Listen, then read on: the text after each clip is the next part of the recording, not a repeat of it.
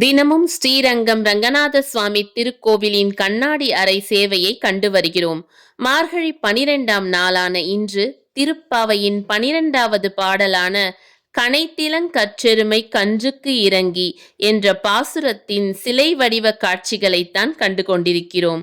இதன் பொருள், கன்றுகளுக்காக ஆவினங்கள் பால் சொரிந்து இல்ல வாசலை சேராக்கிவிட்டன.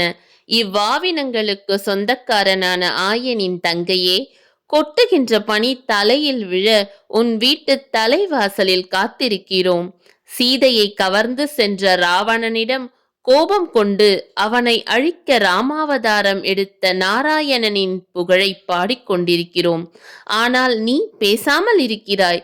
எல்லா வீட்டில் இருப்பவர்களும் எழுந்துவிட உனக்கு மட்டும் ஏன் இந்த பேருறக்கம்? இப்பாசுரத்தை கண்ணாடி அறை சிலைகள் அலங்கரிக்கின்றன.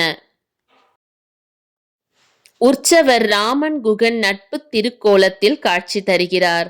ஆண்டாள் எப்படி கண்ணனை காணாமல் காதலித்தாலோ அதே போல ராமரை காணாமலே அன்பும் பக்தியும் செலுத்திய வேடன் ஒருவன் ராமரின் சகோதரன் ஆகிறான். அவன்தான் குகன்.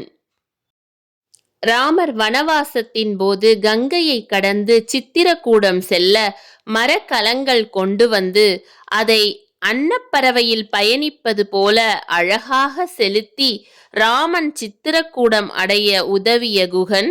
ராமர், சீதை, லக்ஷ்மணர் நின்ற கோலம் இன்று கண்ணாடி அறை சேவையின் சிறப்பு தரிசனம். இந்த பக்தி பரவசத்தில் நாமும் மூழ்கி திளைப்போம்.